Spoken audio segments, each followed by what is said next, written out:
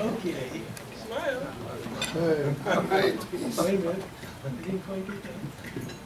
Do that again? Hello, everybody. Hello.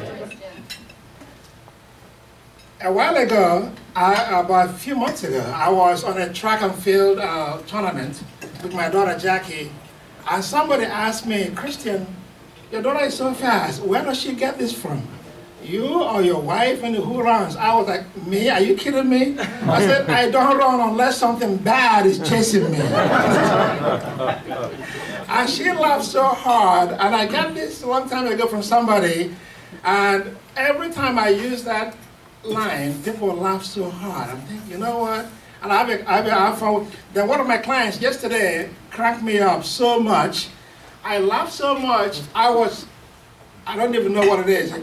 I told her to fill out a questionnaire, a health questionnaire, that needed to put her weight. Then she filled out everything. She called me back, Kristen, you really want my weight on this thing? I said, yes. Kristen, if I put my weight, you cannot leave the paper. You know, I said, I need your weight. So we laughed so hard about it. It was so, anyway, that made me start looking to what I'm going to do today. And I want to do this on laughter. It's amazing what happens when you laugh. And in my research, there's a doctor, Madan Kataria, a Mumbai physician. He said that children laugh 300 times per day. Then when they become adults, it drops to 7 to 15 times per day. And you think of what happened? Why don't people laugh? In spite of the health and physical benefits of laughter. One, it will drop your blood sugar levels, which of course is going to help you with diabetes. If you have depression and stress, when you're laughing, it helps your depression and stress. It sharpens your problem-solving skills. And get the big one, it may prevent heart attack because your blood vessels expand and increase, the blood flow it was going to jump up by 22%. That is crazy, folks.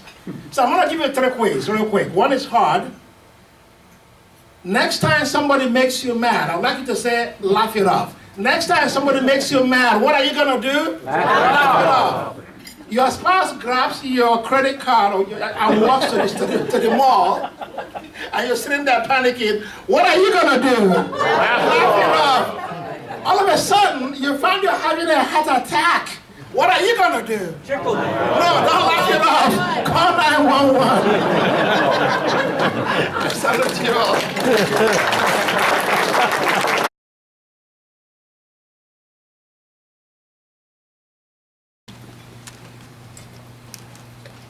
Hey, John. Good to see you again. Today we recognize a member of our club for his service and generous donations to the Rotary Foundation of Rotary International by presenting Paul Harris Fellow recognition from the Rotary Foundation. Through his service and his donations to the Annual Fund and Polio Plus Fund, John supports and honors the humanitarian and educational programs of the Rotary Foundation that makes a difference in the lives of others. Today, John is receiving his Paul Harris Fellow Plus 5 pin. Congratulations, John. And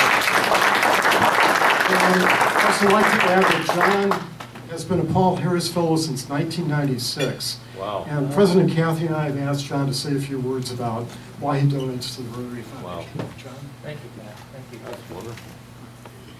They sprung this on me this morning, but it's something that I feel very strongly about. So let me give you just a little bit of history. Kathy said I could take a minute. Probably will take a bit more. That's okay. I have a 25-year history with General Electric International. And during that time, I not only traveled, but I worked and lived in all over the world, from sub-Saharan Africa to the Indian Ocean places, the Far East, all of South America. So during that time, I saw a lot of populations that were in great need. You know, in some cases I was able to help, we would get together with the people in the project, and we would do what we could to help. Anyhow, what I found was that I wished I had a way to help other than being there. I was hoping that I could find a way, to help. And so when I moved to Rotary, I was asked, and with great fanfare, to join Rotary. And it was doing this that I found that I could accomplish all these things that I wanted, that I saw need in worldwide. I could accomplish it through the help of all the Rotarians in the world. So in order to do this, like everybody knows, you have to donate. You have to support the Rotary International, because that's where focuses all the abilities and the resources that we have as Rotarians. It's in Rotary International. So that's why every year when it comes time to do that, my wife and I look at what our resources are, and we put as much into our charities as that we can afford.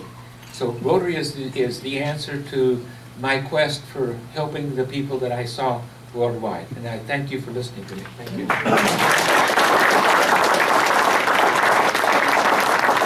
Okay. Those were wonderful remarks, and thank you, Pat.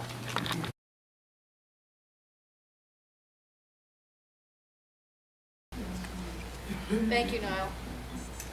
Yeah, there's Milt. He was part of this. James Allen is a operations group supervisor at the law firm of Skadden, Arps, Slate, Mager, and Flom LLP.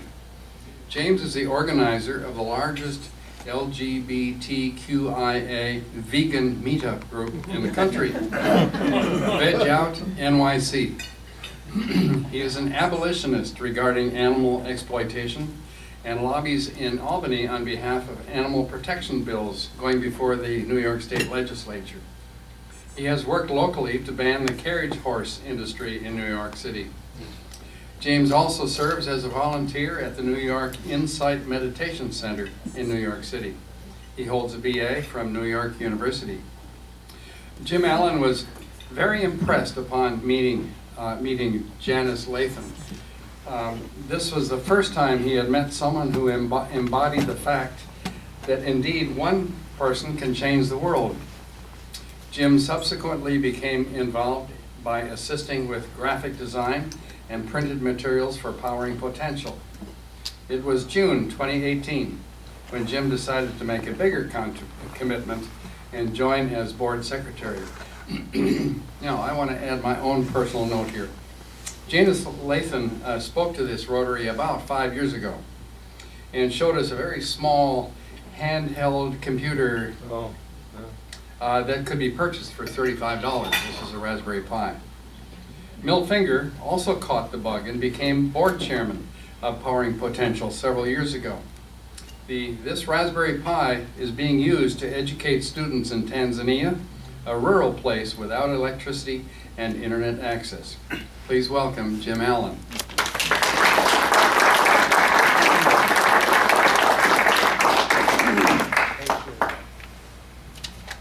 Welcome, Jim. Thank you, Kathy. Got a lot of, can everyone hear me okay? Oh, yeah. Okay, wonderful. First, I just want to acknowledge that definition of community was absolutely beautiful. So I'm grateful to have heard that. So thank you very much. So, a couple of questions here. Has anyone heard of Powering Potential apart from this introduction? Okay, all right, preaching to the choir, okay. So, anyone been to Tanzania? Ah, good, okay, this is gonna be smooth sailing. All right, well, this talk is going to be structured thusly. We are going to take a look at an overview of Powering Potential and a look at where the program is located and what drives our program. We'll also have a look at some facts, figures, and some accolades, and program feedback, and then of course there'll be some time at the end for any questions that you have. So I hope I can bring something a little new to the Powering Potential story for you, exactly how it started. It started with an apartment renovation that never happened. Janice Lathan was looking around her apartment and saw, oh my goodness, these floors really need to be sanded, stained, polyurethane. These walls are really starting to give me a headache. What can I do? She crunched the numbers and decided, I could take myself on a safari instead. I'd rather have a memory and an experience. So that's what she did. She was inspired to start Powering Potential in 2006 during a school visit in the Karatu district in Tanzania, which was part of that vacation. After introducing herself in Swahili, she was overwhelmed by the students' expression of appreciation and heartfelt connection she experienced. So, is a picture of a refinished floor worth 1,000 words? Probably not, but I think this one is. And this one. And this one. Janice asked what the Karatu school needed, and she was told by the headmaster, computers. So she returned with 3 laptops. So let's flash forward 10 years, and the Powering Potential program is now an Energy Globe National Award winner. This is the world's most prestigious environmental award. So their assessment was as follows. Education is essential for a good life standard. The lack of learning material leads to a high NEET rate. Okay, what is that? NEET refers to disconnected or detached youth. They are the share of youth not in education, employment, or training. This project helps to increase the opportunities for economic progression. It has improved students' learning outcomes and provided communities with more optimistic set of expectations for their children's future. So our mission emphasizes cooperation over competition, community over the individual, modesty over pride, and spirituality over materiality. All students get to experience the joys of technology with Powering Potential. They learn efficient production systems, they have easy access to information, and they also learn how they can communicate with others.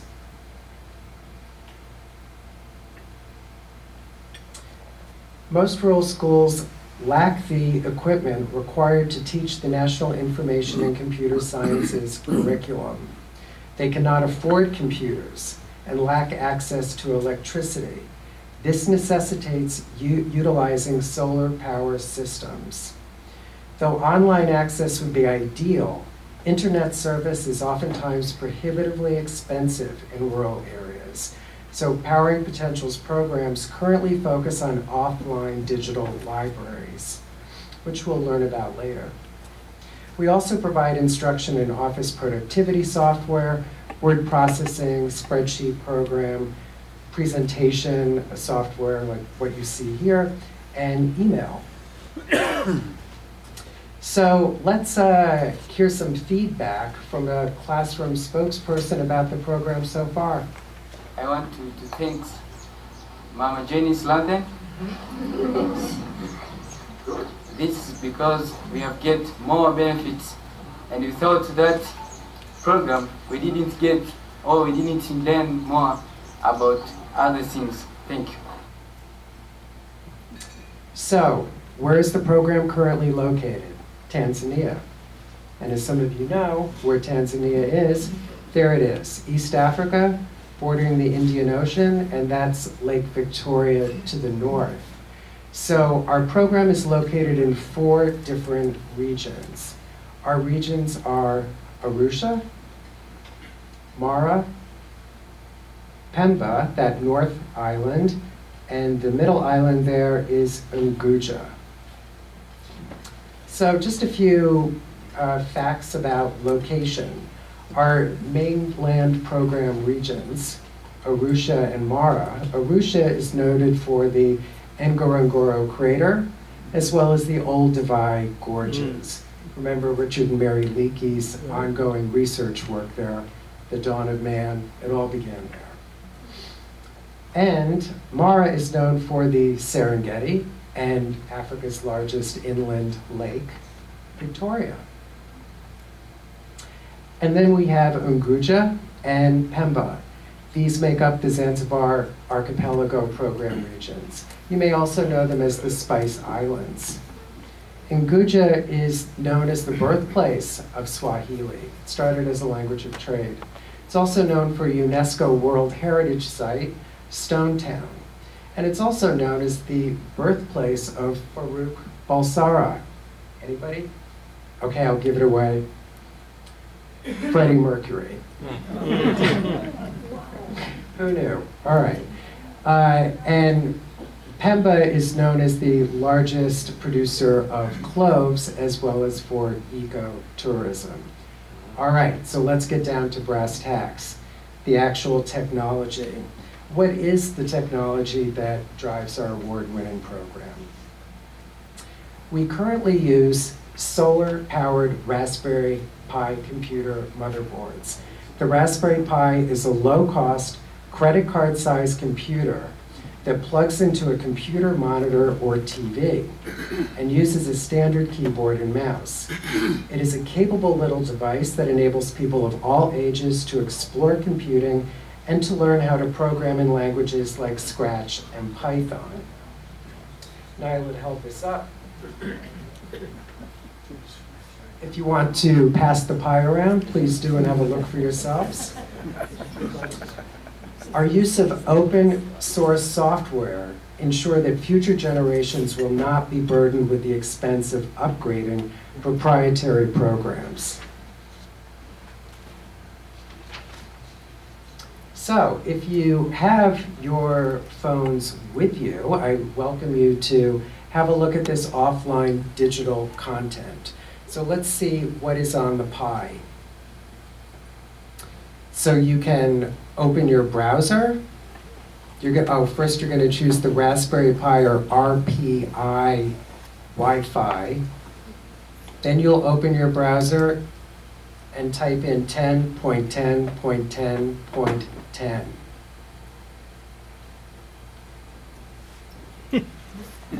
If it doesn't happen, you may need to restart your cell phone. Anyone have it up yet?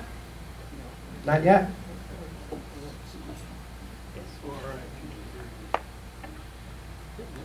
Okay. Great.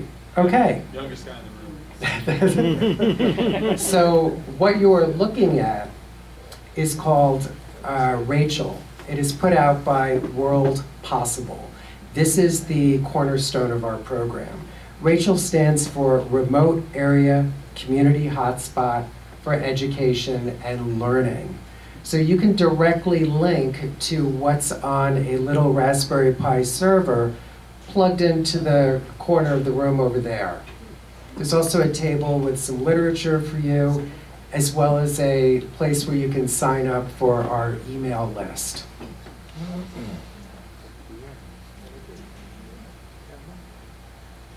So how is all of this organized? We organize this thusly. We start out with a Spark computer lab. Spark, solar-powered access to Raspberry Pi computing. A school will begin with 5 computers. Of course, the Rachel offline content that you can see.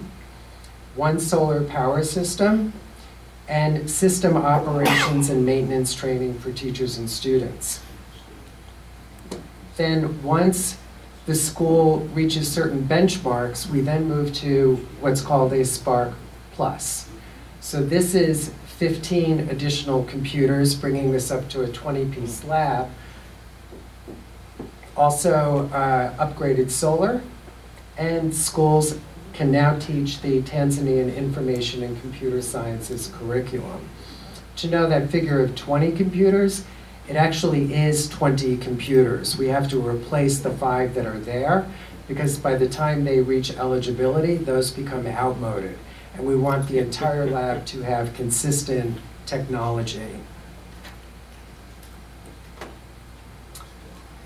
What goes with our Spark rollout is something called the Pioneer Projection System.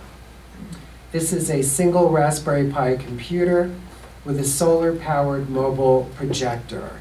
This can easily be moved from classroom to classroom, so it makes it all quite portable. Now, a closer look at one school to see how an opportunity for Spark happens. First, Powering Potential collaborates with local district education officers to identify a good recipient school. We're looking at this as Zero School here. The school then provides a secure room with tables and chairs to house the computers. By Western standards, this may seem like an insignificant investment, but in poorer rural areas, this stipulation alone can be quite exclusive. The school identifies 1 or 2 permanent teachers who have some computer experience and are committed to maintaining and managing the computer lab and delivering basic technology instruction as part of their teaching workload. We provide a specialized 3-week Train the Trainer course to prepare the selected teachers to lead tech literacy classes. These trainer classes include the basics of networking, hardware, word processing, database and file management, as well as Rachel maintenance, that offline digital content that needs to be updated periodically. So a Spark Plus installation. This was one done in the Andala School, and this happened just this year in January. We're currently looking to upgrade Cizira to a Spark Plus lab. The Bunda District Council chose Cizira for upgrading. The Minister of State has facilitated partial funding of the program by the District Council. We're looking to close the gap on the remaining cost of equipment and installation. The school has 822 students, about half boys and half girls.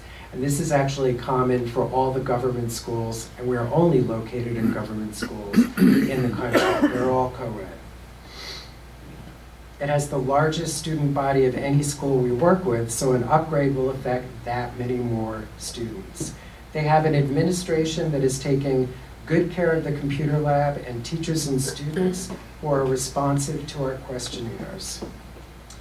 Upon completion, a plaque will be installed dedicating the computer lab to Milt Finger.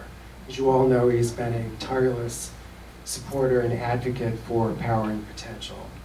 The photo you see here is from a trip Milt made with Janice Lathan in 2012.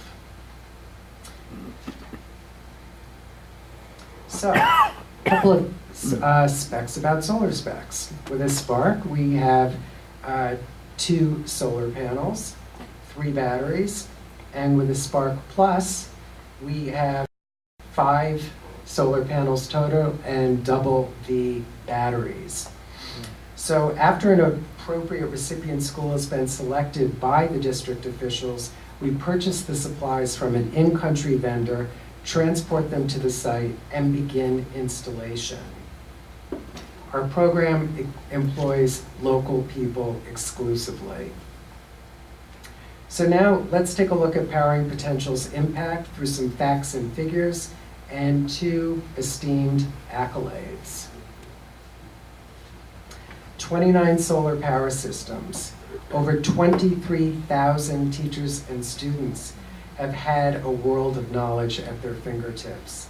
60% of respondents report continuing their education. Wow. 57% of respondents report securing employment because of their newly learned skills. 2,500 plus students enroll in the ICT curriculum. And doesn't get any better than the former president telling you you're doing a good job. He had this to say about Janice: "I encourage you to continue with your efforts to enable people in rural areas to enjoy the benefits of information and communication technology." Jeremy Schwartz of World Possible, who developed the Rachel content, they're doing it the right way, with local support, community engagement, and blending learning. But let's listen to some feedback that I think matters most from the recipients themselves. My name is Dorcas Samuel. I complete my O-level education at Banjika Secondary School. Today is the first day for attending for technology content at Banjika. We enjoy very much for teachers to teach us how to use computer, and he teaches also how to use other parts of computer, for example, mouse, keyboards, and today he teach us how to type. I'm a teacher of computer here at Vero Secondary School, and I really enjoy these lessons, and I will teach them as students, and we understand them, and we will really enjoy our lesson. Thank you, Janice, for having a good help to Banjika. Me, I'm among the parents of Banjika. I'm happy to say that by having those computers, we parents and the kids as a whole are benefiting. So I'm proud that our kids now, they are worldwide, they are communicating with outsiders, and also we are learning different things through computers.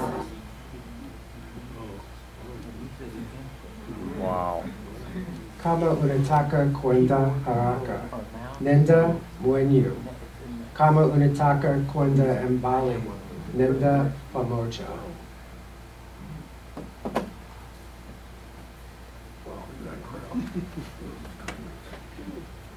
These are some of our Tanzanian partners and sponsors. I got it already. And these are historically some of our US and international sponsors. I'll leave you with this short video of the community and schools.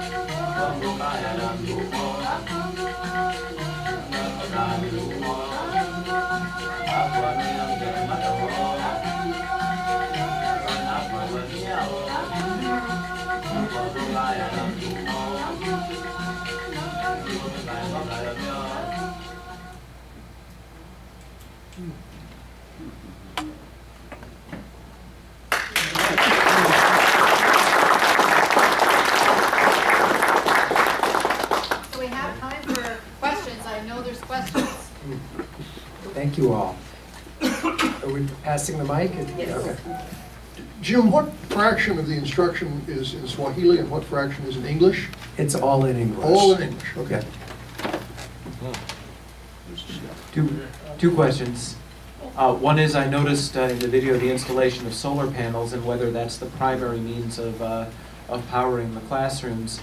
And the second is just kind of, I've got no familiarity with Tanzania. What's the culture like in terms of freedom of information and unrestricted connection through the global internet with the outside world?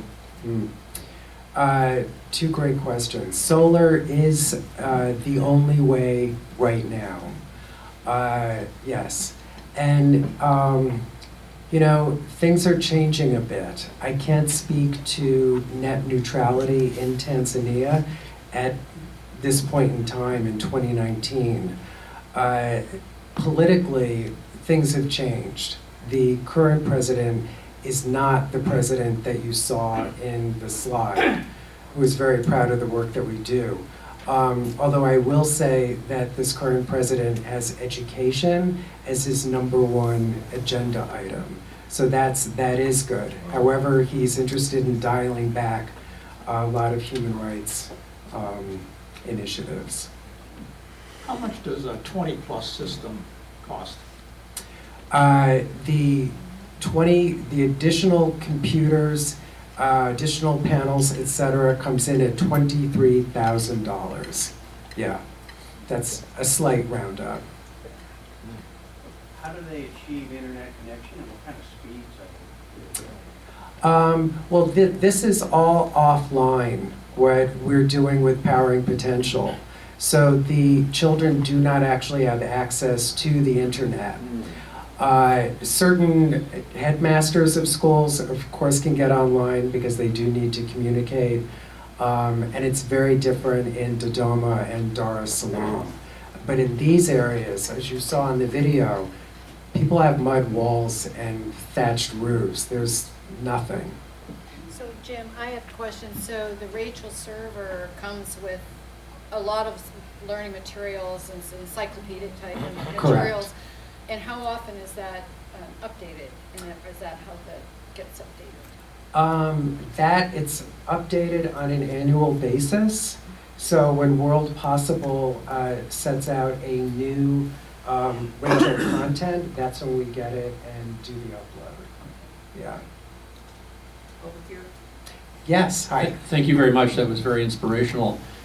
Could you put the $23,000 equipment cost in the context of the, I don't know, maybe the per capita income in Tanzania, just to give us a flavor of what that would cost for people to do it themselves there? Oh, terrific question. The per capita income is a little bit over $500, I think it's $540 annually. It is low, very, very low. I'll give you another figure just to have in your mind in that regard. We've established a Tanzanian equivalent called the Potential Enhancement Foundation, PEF. We have 3 full-time people and 1 part-time person. Those people are paid collectively with $20,000 US. So your dollar goes a long, long way in Tanzania. Yes. I'm curious about the level of education between boys and girls, right, with and without the program. And I'm also curious about the relationship between the government, between different religions, and between, I'm assuming there's tribes and the tribes interact. What are the relationships with that, particularly with regard to Powering Potential? Okay. Let me see if I can unpack that for you. As far as Tanzania is concerned, it is a democracy. If I would encourage you to look at the Tanzanian coat of arms, their crest. Symbolically, it really unpacks what Tanzania is all about.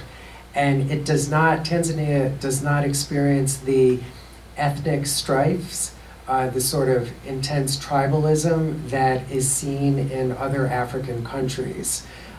When Tanganyika and Zanzibar were unified, Julius Nyerere's, I hope I got that right, his whole mission was to say, we are doing this together, and he made it his purpose for them to all recognize themselves as one, as Tanzanians first. regarding, you had a question concerned about religion and boys and girls. Yeah. Education levels. Yes. Well, I don't want this to sound judgmental, but the typical experience there would be in these rural areas would simply be for kids to not even finish high school and return to their agrarian life, working the plot of land, tending to a few animals, or to finish high school and then return to their agrarian life. So this at least is giving the idea and the possibility that there is more beyond their district boundaries. You know, as Janice, I believe, had told this story here, once you learn that someone has walked on the moon, it's really hard to unknow that. So they're getting a wealth of information. I'm sorry I don't have any figure for you in terms of boys and girls and how that breaks up, or if it is the same. We do have female headmasters in the government schools, and we also have a female employee with PEF. That's as much as I can speak to it. Well, thank you, Jim. Thank you. I would like Jim to stay after if anybody has any more questions. And I have a couple of housekeeping things that you can do, but for me. But I would really like to give this pin, it's Rotary's theme for the year of Be the Inspiration. And I have one for Janice, because I have met her, and just shows you what one person can really make a difference in the world, and be tenacious about it. So thank you so much for coming today. I have a choice here, a bottle of wine or a bottle of olive oil for you. Wow, I'll go with the olive oil. Okay, so that's that. And then it's all from Livermore, both things, the wine and the olive oil. So then if you will please draw a drawing ticket out of here. I know you're getting loaded up there. My pleasure. All right.